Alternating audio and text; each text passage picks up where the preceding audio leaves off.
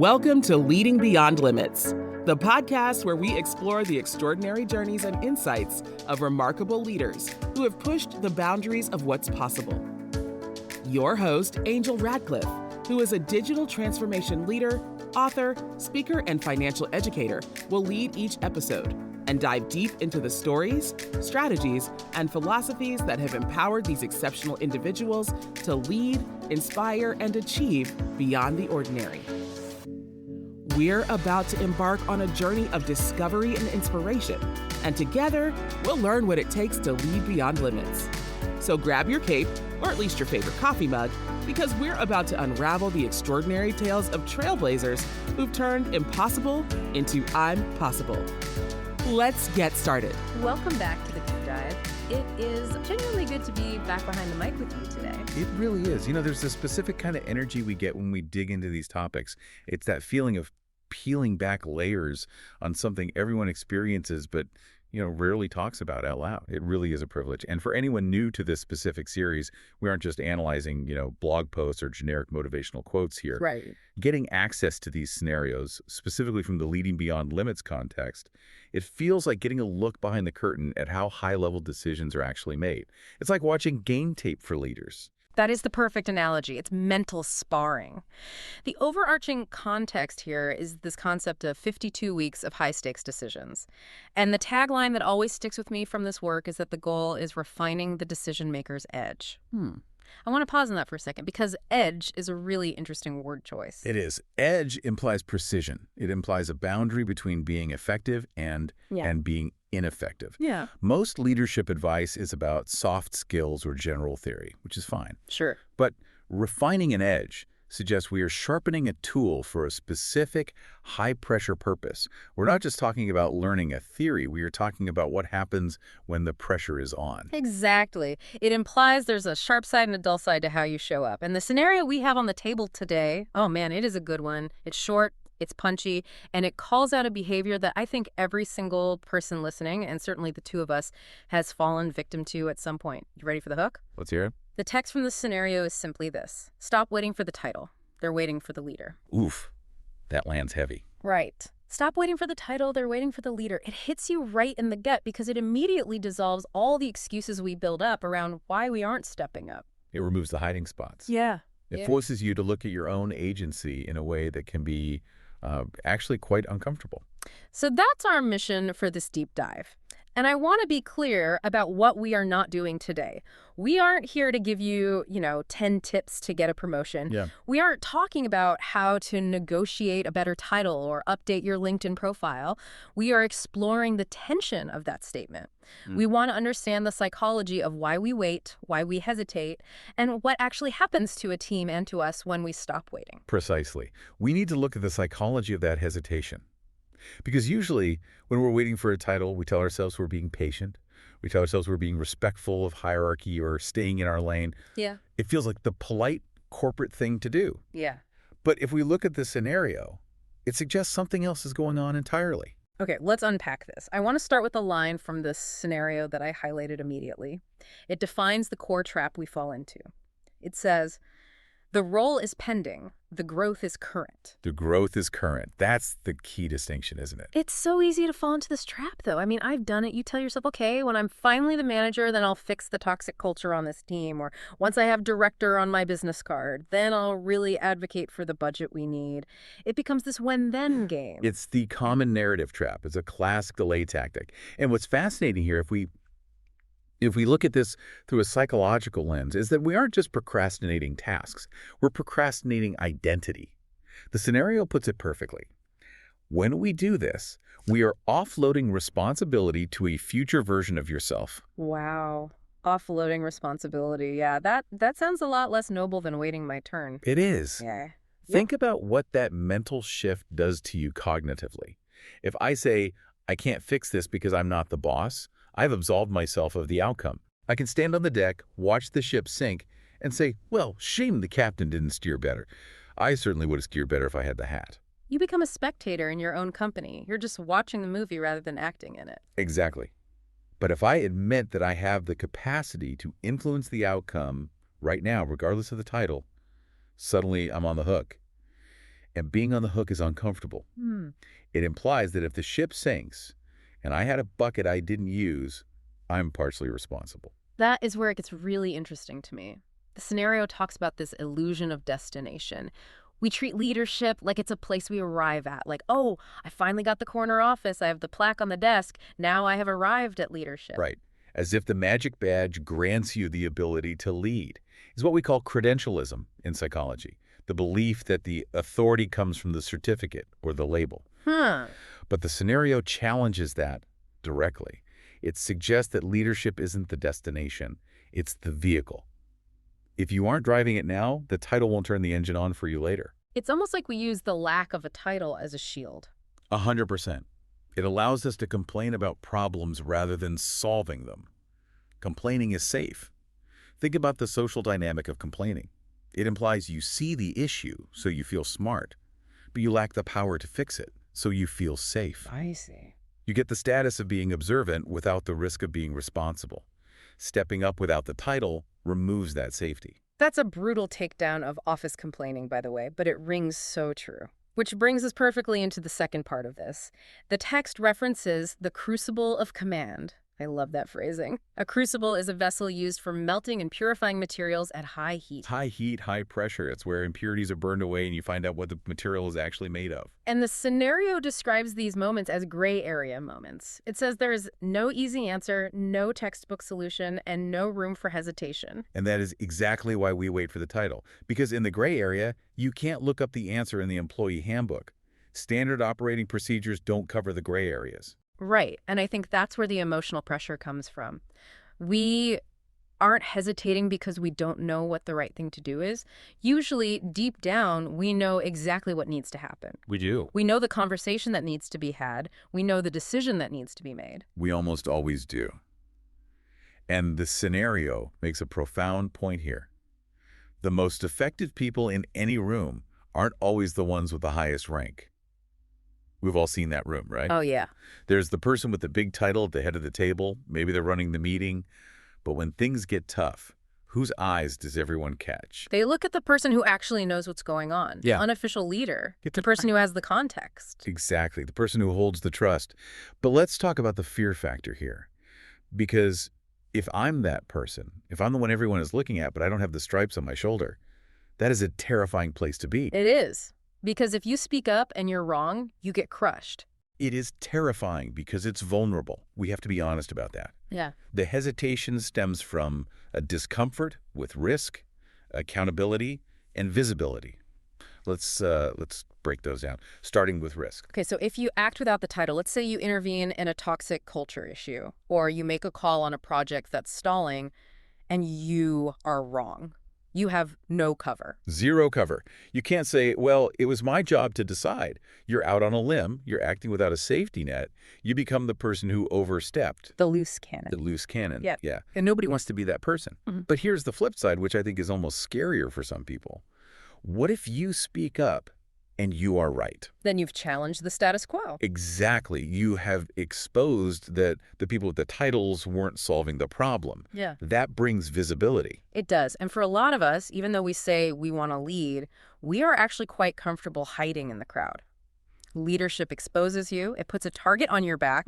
If you solve the problem that the manager couldn't solve, you have shifted the power dynamic. That requires courage. It requires being willing to be seen. It really does. It's safer to be a frustrated passenger than a driver who might crash. But the scenario forces us to confront that safety. Is it safety or is it stagnation? That's the question.